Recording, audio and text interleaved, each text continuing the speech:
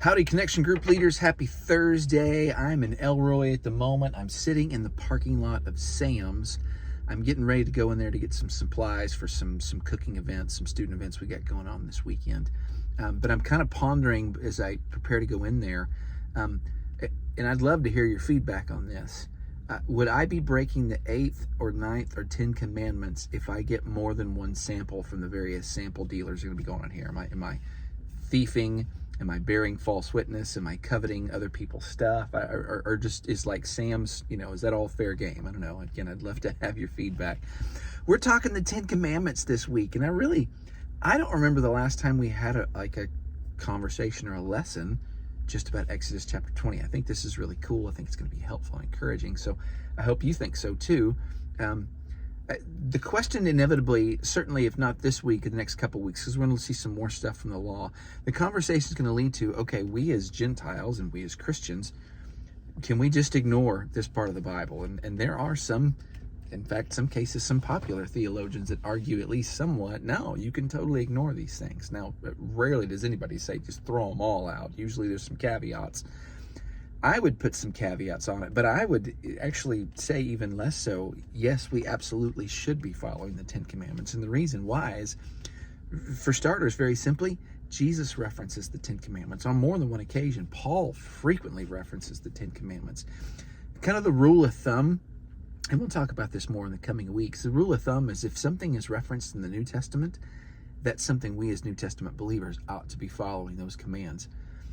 And it's just foolishness to entirely ignore the Old Testament anyway, because we got to understand throughout the entirety of the scriptures, the commands were given to us out of love from our Father, who's, the way I put it to the students is he's trying to keep us from destroying ourselves, right? And so there's so much value in us, not only knowing these things, but seeking to obey them. But specifically with the 10 Commandments, one of the things that Jesus said, and this is the verse of the month, and so this is worth pulling out. Mark chapter 12. Some guys come to him, verses 30 and 31. They said, hey, Jesus, man, what's the greatest commandment? And they're trying to trick him, but doing just as Jesus always does, so perfectly. He says, oh, yeah, that's easy. He says, the most important commandment is to love the Lord your God with all your heart, all your soul, all your mind, and all your strength. And the second commandment, it's also really important, is to love your neighbor as yourself. And so if you do these two things, you've kept all of the law and the prophets. Holy cow, 613 commands all whittled down into two. Countless books of prophecy where literally the prophets are coming to the people saying, stop doing these things. You're full of sin because you're not honoring God. You can sum up all those if you just love God and you love people. Boy, that sounds awfully familiar to something that we say all the time at Lake Church, doesn't it?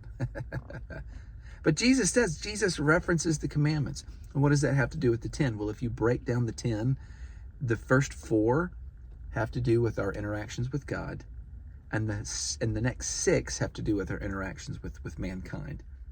If we would just keep the commandments, and I should say this, not out of fear that if we don't keep the commandments, we're going to go to hell. If we would keep the commandments out of an effort to honor God as our King, how different would the world look? Wouldn't it be amazing? Truly, it would be all sorts of amazing.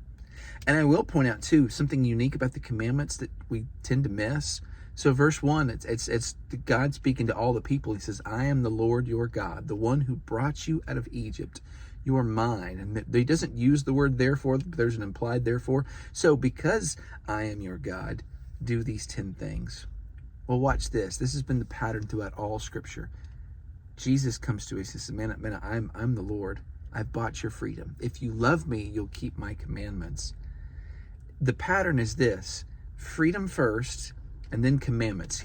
Because you're now mine, here's how I say that you ought to live. That's true of the Old Testament saints. That's true for us today. So we ought to take great fervor in looking at the commandments. We ought to see the beauty of them too. They're just good, right? Yeah, we need to love God. No, you don't need to steal. Absolutely don't kill. Absolutely keep your hands to yourself. Don't want to the point that you're ready to break commandments, the things that your neighbor has. Don't use God's name in vain. Get your hind parts. I love they call them the hillbilly or the cowboy 10 commandments. So the fourth commandment is get your rear end to Sunday meeting. I do. I really like that one too. But the point is, man, there's so much value in the commandments. So let's take some glee in not only studying them, but even lovingly calling one another to follow these things, because there's wonderful beauty in them. Last thing I'll say this is 1 John 5:13. John actually says, man, the commandments, they're not burdensome. They're good. And they are. So let's view them in that light. Now, guys, I love y'all. I'm going to go see what I can rustle up in here at Sam's. See y'all later. Bye.